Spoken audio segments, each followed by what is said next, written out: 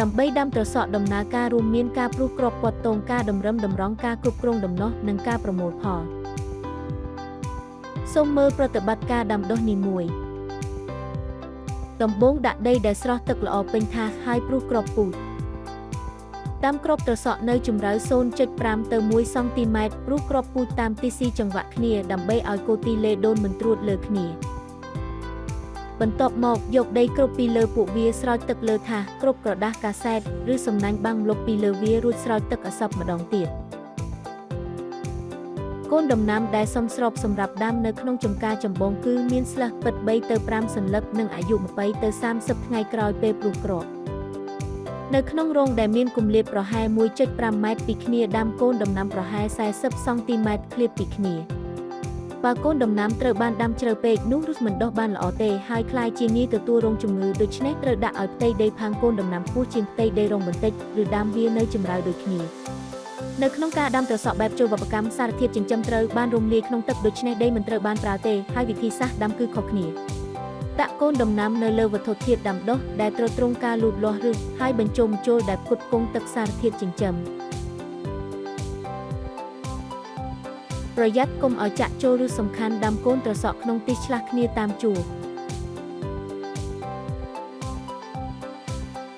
ក្នុងចំណោមវិធីសាស្ត្រតម្រឹមតម្រង់ត្រសក់ផ្សេងយើងនឹងពិនិត្យមើលវិធីសាស្ត្រដែលប្រើខ្សែនាំផ្លូវតាមត្រសក់ត្រូវបានតម្រឹមតម្រង់ដោយព័ទ្ធតងវាទៅលើតាមខ្សែនាំផ្លូវទៅតាមទិសមួយនៅពេលដើមលូតលាស់ចូលបន្តរុំវាតាមលំនាំទៀងទាត់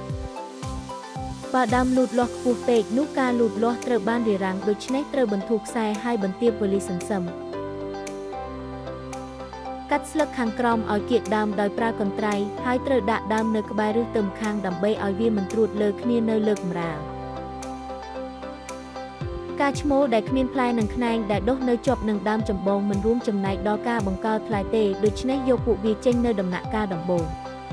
បើអ្នករកឃើញត្រសក់មានរូបរាងខុសធម្មតាពេលពួកវានៅតូចនៅឡើយចូលយកពួកវាចេញឲ្យបានឆាប់ដោយប្រើដៃពេលរកឃើញដំណាំដែលមានជំងឺចូលជូនដំណឹងដល់ម្ចាស់កសិដ្ឋានដាចដោយឡែកដោយកុំប៉ះពួកវាដើម្បីជៀសវាងការរាលដាលជំងឺឆ្លងត្រសក់ដែលអាចប្រមូលផលបានមានទម្ងន់120ទៅ160ក្រាមនិងមានប្រវែង20ទៅ25សង់ទីម៉ែត្រសម្បកលងនិងពណ៌បៃតងដិតបង្ហាញថាមានគុណភាពខ្ពស់ក្នុងទីផ្សារ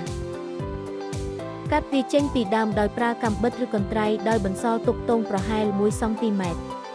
បើអ្នកផ្ដាច់វាទាំងបង្ខំដោយប្រើដៃវាអាចបង្កបួសដល់ដើមឬផ្លែផ្ទៃនិងនាំឲ្យមានជំងឺក្រោយពេលប្រមូលផលត្រសក់ងាយមានស្នាមជាមនិងត្រូវតែចាត់ចែងពួកវាដោយធ្ងន់ដោយពួកវារួញស្វិតយ៉ាងលឿននៅសីតុណ្ហភាពបន្ទប់ពួកវាគួរតែត្រូវបានរក្សាទុកនៅកន្លែងត្រជាក់ប្រហែល10ទៅ13អង្សាសេនេះជាការណែនាំអំពីការអនុវត្តការដាំដុះដំណាំជាក់លាក់សម្រាប់កម្មករសិកម្មសូមអរគុណ